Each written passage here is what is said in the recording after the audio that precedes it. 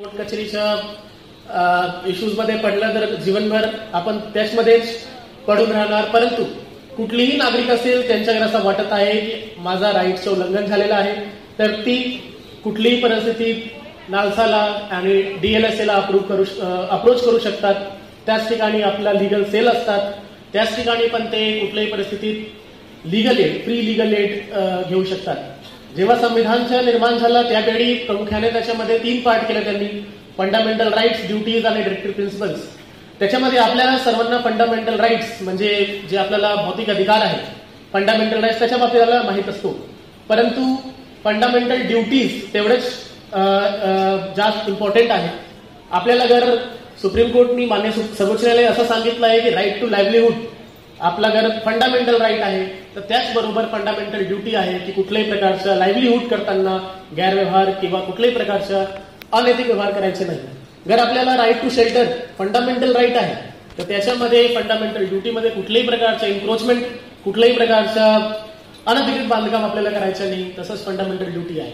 जर आपल्याला फंडामेंटल राईटमध्ये जे आपण आज सगळ्यांसाठी बसलो आहोत, आपल्या हक्काची जनजागृतीसाठी जर आपला फंडामेंटल राईट आहे, राईट टू क्लीन एन्व्हायरमेंट, तर त्याच्याबरोबर आपला फंडामेंटल ड्युटी आहे बाहेर कचरा न टाकणं, कुठल्याही प्रकारचं जुनं वाहन किंवा कुठल्याही प्रकारच्या असं घोषणा करणं जेणेकरून वातावरणाला नुकसान पोहोचत आहे. जो की मी बिहारचे आहे, तर तिथे एक फेमस केस झाला होता 1979ला होशनेरा खातून केस. त्याच्यामध्ये समजा 40-50 महिलांना जवळपास 10 वर्ष 15 वर्ष without any trial, without any proper legal aid ते जेलमध्ये बंद होते. कारण त्यांच्याकडे लीगल एड अवेलेबल नव्हता. त्यांना हे माहीत नव्हतं की कुठे जायचं, आपल्याला कोर्टमध्ये कोणाला सांगायचं. तर त्याचवेळी सुप्रीम कोर्टने सांगितलं की सर्व पर्सनला लीगल एड ही कंपल्सरी आहे. जर कोणीही पर्सन वकील करू शकत नाही, तर त्यांच्यासाठी नालसाद्वारा स्थापित ADR असेल, लोक अदालत असेल किंवा मेडिटेशन सेल असेल, त्या ठिकाणी जाऊन बोटिंग पण करता येतं, तिथं पोहता पण येतं, तिथं जाऊन पाणी पण भरता येतं आणि तिथं आनंद पण घेता येतो. कायदा हा तर नदीच्या प्रवाही पाण्यासारखा असतो आणि कायदा हा निरंतर बदलत जाणार आहे. त्या प्रवाहाला, त्या भागाला काय आवश्यक आहे ते तर सगळं देत असतो. त्याच्यामुळे तुम्ही पहा, ज्या ठिकाणी नदीचं पाणी आहे तिथं बागायत शेती सुद्धा फुलते. आणि कायद्याचा वापर या पद्धतीने जर का केला तर समाज मन अतिशय चांगलं राहतं. हा आतापर्यंतचा अनुभव आहे.